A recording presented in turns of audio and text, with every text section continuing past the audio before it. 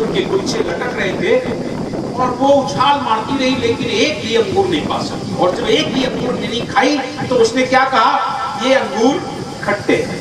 यही तो कहा ना उसने ये कहा ये अंगूर खट्टे हैं। अगर खा लेती तो क्या कहती कि अंगूर खट्टे हैं, लेकिन उससे मिले नहीं इसलिए अंगूर खट्टे हैं। बात समझ रहे हो? जिसने ईश्वर का, परमात्मा का चिंतन नहीं किया, ईश्वर को जाना नहीं, समझा नहीं, वो कहते हैं ईश्वर है ही नहीं। क्योंकि उनमें सामर्थ्य नहीं है कि वो ईश्वर को जानने का यत्न करे या ईश्वर को समझने का प्रयास करे। क्योंकि आज मैंने बताया ना, भौतिकता आ गई है और उस भौतिकता में ईश्वर मिलने वाला नहीं है। अगर भौतिकता में ईश्वर मिलता होता तो महात्मा बुद्ध जैसे लोग देश छोड़ के नहीं चले जाते, राज्य छोड़ के नहीं चले जाते। इतना ही नहीं, राजा शिव, राजा हरिश्चंद्र, राजा जनक, ऐसे लोग, इन लोगों ने भी अपने आप को उस परमात्मा के चरण शरण किया और आज उनका समाज में नाम है। राजा चंद्रविजय, धनीधर जी साहब, ये लोग राजा थे। राजा वीर सिंह, राजा राम सिंह, ये सब राजा थे, लेकिन सदगुरु के चरण शरण हुए और आज उन्होंने अपना नाम संसार में अमर कर लिया है। क्यों भाई?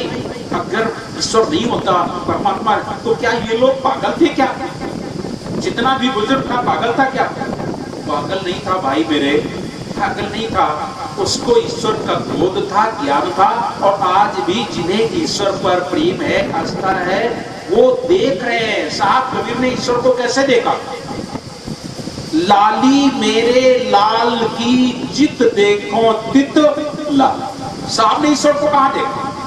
लाली मेरे लाल की जित देखो तित लाल, और लाली देखन मैं गई तो मैं भी हो गई लाल। मैं उस ईश्वर को पाने के लिए जब गया तो वही हो गया, शेष कुछ बचा ही नहीं। ईश्वर को देखने के बाद क्या तुम शेष बचोगे? समुद्र की थाल लेने के लिए नमक की पुतली जाती है तो पलट करके तुम्हें बताएगा करके वो नमक का पुतला कि कितना गहरा है समुद्र? क्या बताएगा कि कैसा है समुद्र? चली जो पुतली नौन की था सिंधु का लेन, आपन गल पानी भई उलट कहाई को बैठ। नमक का पुतला गया, वो उसी में चला गया, फिर पलट करके बाहर नहीं आया, नहीं बताया करके। ठीक इसी तरीके से जो ईश्वर में लीन हो जाते हैं वो पलट करके फिर तुम्हें बताने नहीं आते हैं कि ईश्वर कैसा है। समुद्र कैसे कहेगा करके कि मैं समुद्र हूँ और मेरे में ये चीजें हैं। वो तो जो बाहर लोग देखते हैं वही बता सकते हैं कि ईश्वर ऐसा है, इसमें ऐसी लहरें होती हैं, इसमें ये चीजें पाई जाती है। और दूसरा एक उदाहरण साहब कबीर की साथियों से सुनाता हूं। जल में कुंभ में जल है, भीतर बाहर पानी, बिन से कुंभ जल जलई समाना, या गति कोई बिरले जाए। घड़े को ले जाओ तालाब में, समुद्र में रख दो, पानी भर जाएगा। और जब भर जाएगा तो घड़े के अंदर भी पानी और बाहर भी पानी। लेकिन जो घड़े के अंदर पानी है वो एक सीमा में, वो एक सीमित दायरा है उसका, वो सीमा से बन चुका है, घड़े में बन चुका है वो भी समुद्र का ही जल है लेकिन सीमा में बना हुआ है। और जैसे ही कुंभ, जैसे ही घड़ा फूटता है तो अच्छा बताओ क्या वो जल सीमा में रह जाता है? क्या उस कुंभ के जल को आप ढूंढ सकते हो? उसमें जो अभी तक घड़े में पानी था वो फूट गया तो क्या वो पानी फिर आप ढूंढ के ला सकते हैं? जैसे दूसरी चौपाई साहब की ओर देखें। बूंद समानी सिंध में जानत है सबको है, लेकिन सिंधु समाना बूंद में जाने बिरला को। हेरत हेरत हे सखी, हेरत हेरत हे सखी, रहा कबीर हैराय, अब बूंद समानी सिंध में सो गद हेरी जाए। अब आप विचार करो, समुद्र इतना अथाह है और उसी समुद्र के ही पानी की सारी बूंदें हैं, क्योंकि उसी से वाष्पीकरण होकर के बरसता है पानी। जरा सोचो, पानी उसी से लेता है और वही बूंद जब आ जाती है और वो बूंद अगर समुद्र में गिर जाए तो क्या आप उसे ढूंढ के बता सकते हो कि ये बूंद ये है? ढूंढ के बता सकते हो? बता सकते हो?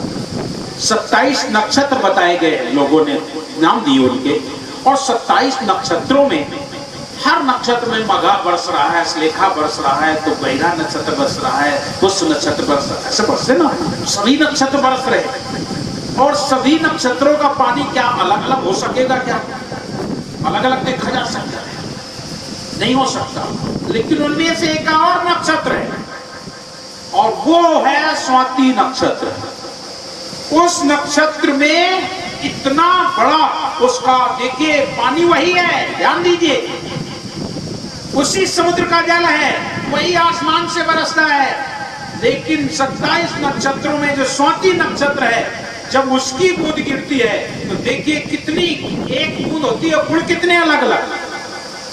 वही बूंद अगर समुद्र में गिर जाए तो अगर ऐसे गिर गई तो वो गया, वो तो समुद्र हो गया। लेकिन वही बूंद अगर सीप के मुख में गिर जाए तो मोती बन जाता है कि नहीं? बनता है कि नहीं? सब लोगों ने सुना है कि नहीं?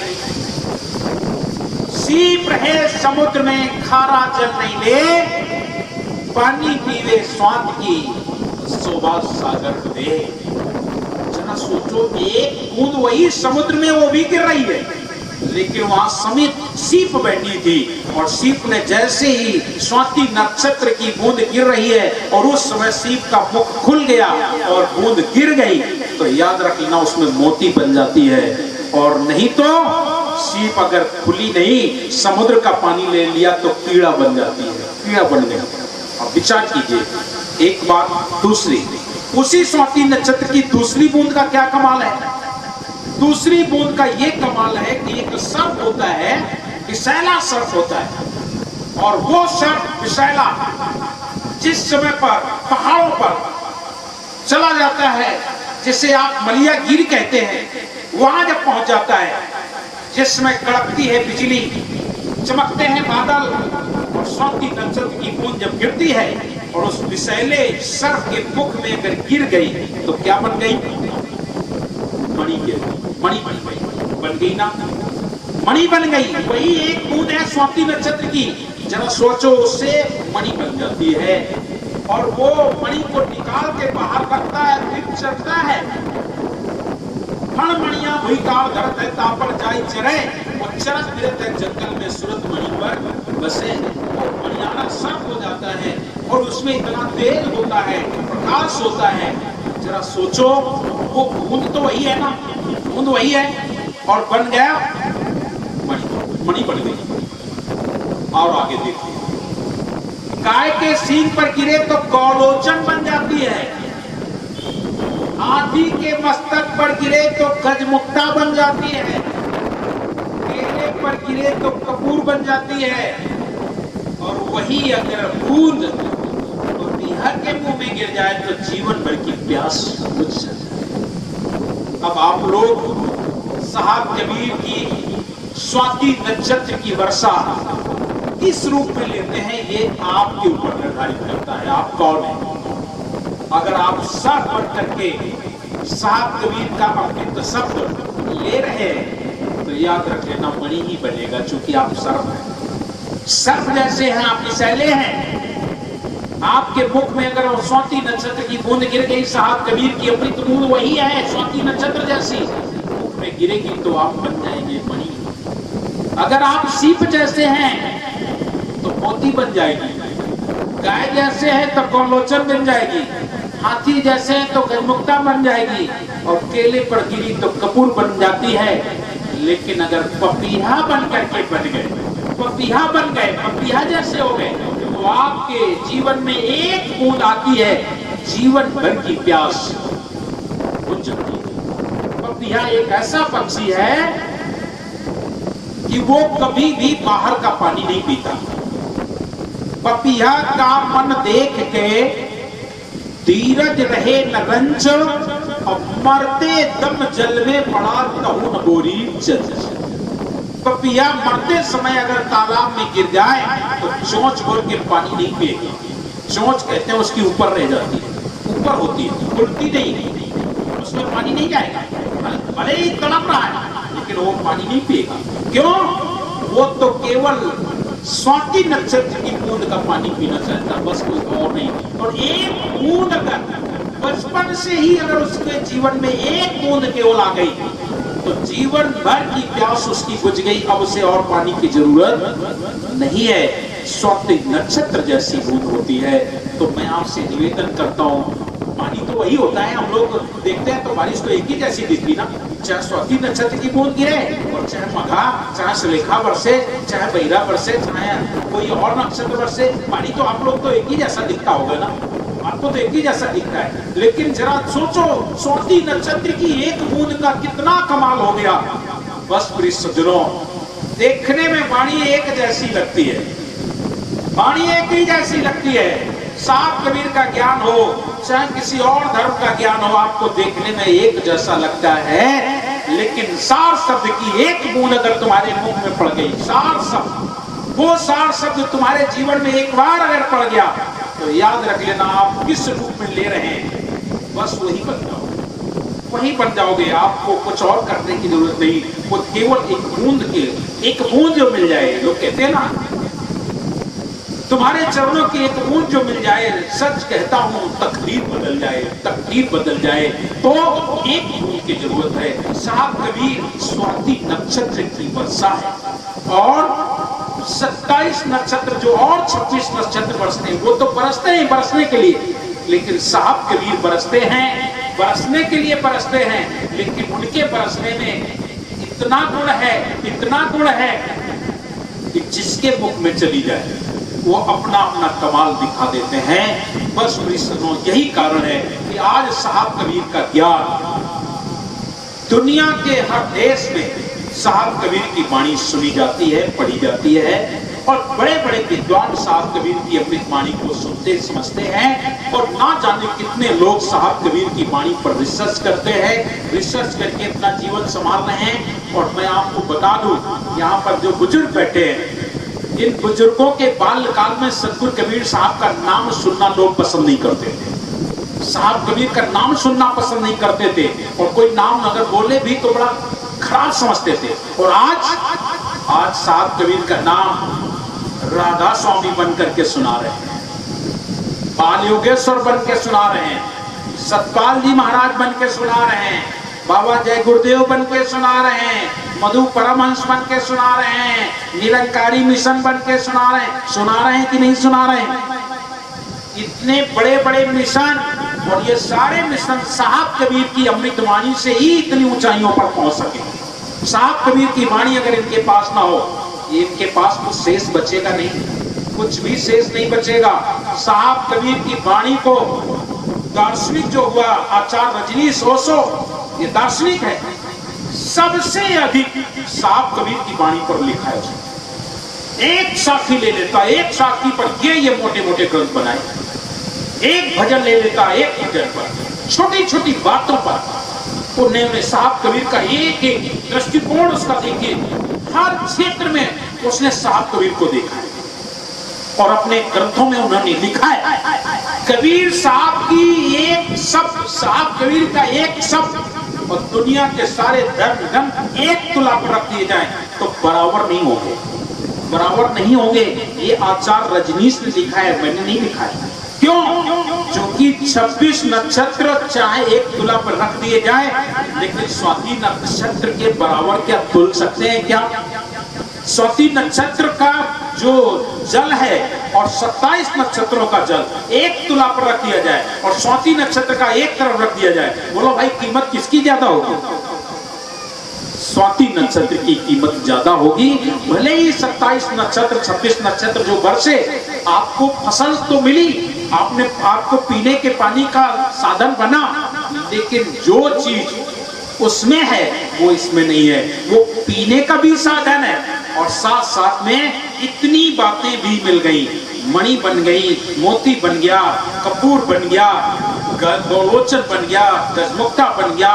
तो ये सारी चीजें अन्य नक्षत्रों में नहीं प्राप्त होती हैं, ये केवल एक ही नक्षत्र ऐसा है जिसमें सब कुछ प्राप्त होती है। ऐसी वाणी है सतगुरु कबीर साहब की। वो सतगुरु कबीर साहब इस धराभूमि पर चारों युगों में आए। सतयुग में सतसुकृत कहलाए, त्रेता नाम मुनिंद्र धराए, द्वापर करुणा में कहलाए और कलयुग नाम कबीर का है। चारों युग जब प्रकट से हीरा, माया रहित हरि सपीरा। चारों युगों में उनका आगमन हुआ और चारों युगों में उन्होंने अपना संदेश दिया और संदेश दिया ही नहीं, लोगों ने उनके संदेश को सुन करके अपना जीवन सफल बनाया है और आज भी उनकी वाणी को लेकर के लोग अपना जीवन सफल बनाते हैं। धर्मदास साहब बोले, मैं आपकी बात स्वीकार करूं, लेकिन उससे पहले मेरे जीवन में जो प्रश्न है उन प्रश्नों का जवाब आप देंगे। तो साहब बोले, पूछ लो, आप पूछो।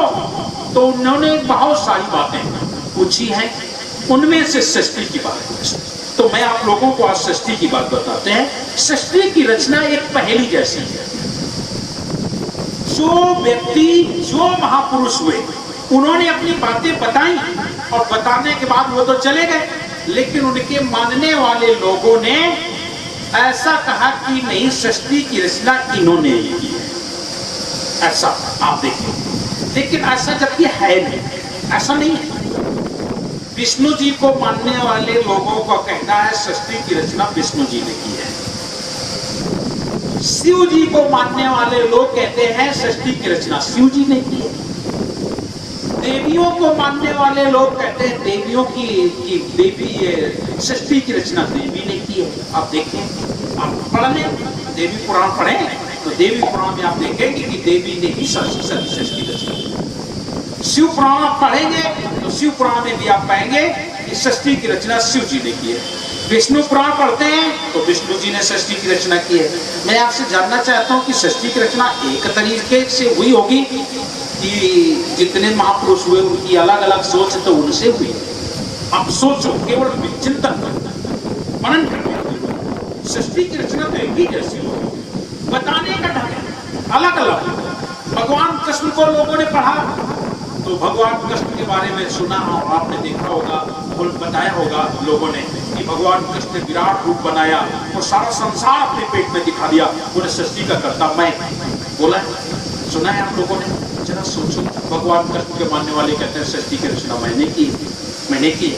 विज्ञान कहती नहीं, इन लोगों ने किसी ने नहीं की, वो तो प्रकृति है और वो अपने तरीके से हमेशा से होती चली आई है, इसको बनाने वाला कोई नहीं। वो विज्ञान ऐसा कहती है कि इसको बनाने वाला कोई नहीं। जरा समझा दीजिएगा, लेकिन आप लोगों ने उन्हें अच्छे ढंग से पढ़ा नहीं, इसलिए आप लोग अलग अलग ढंग से बात करते हैं। भगवान कृष्ण ने महाभारत में बताया सृष्टि की रचना, और क्या बताया? सत्यस्य वचनम साधु। वो बता सत्यस्य वचनम साधु न सत्यात् विद्यते परम सत्येन विद्यते सर्वम सर्वम सत्ये प्रतिष्ठितम। सत्य कहना ही सबसे अच्छा है, सत्य से श्रेष्ठ कुछ भी नहीं है, सत्य से सारा संसार धारण हुआ है और सृष्टि सत्य से ही परिभाषित है, प्रणोदित है, सत्य से ही बनी हुई है। अब आप जरा विचार करो, महाभारत में तो भगवान कृष्ण ने साफ साफ कह दिया कि सृष्टि का रचनाकार मैं नहीं हूं, बल्कि सृष्टि का रचनाकार स्वयं सत्य। ये तो स्वीकार करते किया ना। आप जिसे महाभारत पढ़ना हो पढ़ सकते हो, महाभारत में आया। और अगर आप शिव पुराण पढ़ेंगे तो शिव पुराण में स्पष्ट शब्दों में लिखा है तत्सत् ब्रह्म। आप सृष्टि खंड पढ़ेंगे तो सृष्टि खंड में पढ़ते पढ़ते बिल्कुल लास्ट में आएंगे तो उसमें आया है तत्सत् ब्रह्म। और वो सत्य जो सुना जाता है, जिसके बारे में वेद भी चकित भाव से है, मतलब वेद भी नहीं जानते। इसलिए तो साहब कबीर ने कह दिया, वेद चारों नाई जानत सत्य पुरुष कहानियां, वेद का तपूल नाई अकथ कथा बखानियां। आप लोगों ने अनुवाद सागर पढ़ा होगा, कुछ लोगों ने पढ़ा होगा, अगर पढ़ा होगा तो, और नहीं पढ़ा है तो पढ़ो। उसमें लिखा है वेद चारों नाई जानत सत्य पुरुष कहानियां। चारों वेद उस सत्य पुरुष की कहानी को नहीं जानते। वेद चारों नाई जानत सत्य पुरुष कहानियां, वेद को तमूल नाई अकथ कथा बखानियां। अकथ कथा बखान कर दिया, वेद भी उस बारे में नहीं जानते। ये शिव पुराण में भी लिखा है कि वेद उसके बारे में नहीं जानते हैं। और शिव जी ने एक जगह और भी कहा, जिसमें माता पार्वती जी एक दिन पूछ रही है, मोहर मोहर तुम कहत हो राम नाम सुखधाम, दास वर्त कृपा करी उसे कहो बखा। तब भगवान शंकर कहते हैं, चार वेद और खट शास्त्र पुण्य पुराण मुनि देव नाम प्रभाव अत्युग्रह ते नहीं जाने बहुत समझिए, ये भगवान शंकर की वाणी है। वो कह रहे हैं नाम प्रभाव अत्युग्रह, ये भेद नहीं जानते। जरा सोचो, शब्द कोट जो मंत्र 7 करोड़ मंत्र जो वेदों में है, ये क्या कहते हैं? शब्द कोट जो मंत्र है चित्त भरमावन का, ये चित्त को भ्रमित करने के लिए शब्द कोट जो मंत्र है चित्त भरमावन का। और राम नाम निज मंत्र है सब मंत्र को राज, वो सत्य नाम निज मंत्र है सब मंत्र को राज, वो है सत्य नाम, वो है परमात्मा का नाम, जिसके बारे में वेद भी नहीं जानते। और आपको मैं बताऊं, साहब की ऐसी कृपा हुई कि पिछली वर्ष मुझे एक वेद लोगों ने दान कर दिया। अक्सर लोग जानता हूँ तो आज का समय ऐसा आ गया, भौतिकवादी समय आ गया है, हर घर में लोग मांस खाने वाले, अंडा खाने वाले, दारू पीने वाले, ज्यादातर इसका विकास हुआ है और ज्यादातर लोग इसका उपयोग कर रहे हैं। तो उन धार्मिक घरों में भी ऐसा हो गया है। तो एक माता जी ने मुझे वो वेद दे दिया, बोले साहब मेरे घर में इसको पढ़ने वाला कोई नहीं बचा। और तो मैंने सावधान कर दी, एक वेद तुम्हारे लिए बेटा आप ले लीजिए, मैंने मुझे दिया। मैंने उसको जब पढ़ा मैंने सोचा कि सच में जो साहब कबीर ने कहा है वो सच है या शायद कही दिया गया है। मेरे मन में भी आया, तो मैंने वेद को पढ़ना शुरू किया। और जब वेद को पढ़ना शुरू किया तो उसमें स्पष्ट शब्दों में लिखा है कि जो वेद की वाणी है वो आदि की वाणी नहीं है, आदि की वाणी नहीं है। उसमें स्पष्ट लिखा है कि ईश्वर ने अपनी बात को कहलाने के लिए ऋषि मुनियों को जन्म दिया और ऋषि मुनियों के द्वारा कहलाई हुई बात ये वेद की वाणी है। अब आप जरा ध्यान कीजिए, ऋषि मुनियों के द्वारा कही हुई बात वेद की वाणी है, आदि वाणी नहीं है। और साहब कबीर क्या कहते हैं? साहब कबीर सीधे कहते हैं, संतों मैं आदि सनेसी आया। साहब कबीर का भजन है, मैं आदि सनेसी आया, मैं आदि का संदेशी हूं। अब जरा सोचो, जो आदि संदेशी आया वो सही है कि जो आदि की बात को दूसरे के मुख से कहलाए वो सही होता है? साहब कबीर कहते हैं मैं आदि संदेशी आया। दूसरा आप लोग संध्या पाठ में पढ़ते होंगे तो उसमें भी आया है, आदि नाम नी अक्षर अखिल पति कारणम, आदि नाम नी अक्षर अखिल पति कारणम, सो प्रगटे गुरु रूप सो हंस वारणम। अब बोलो ये बात सच होगी कि वो? अब आप लोग विचार कीजिए, मैं आपसे केवल निवेदन ही कर सकता हूं। साहब कबीर ने एक जगह नहीं अनेक जगह पर आदि शब्द का उपयोग किया और अपने लिए किया, किसी और के लिए नहीं।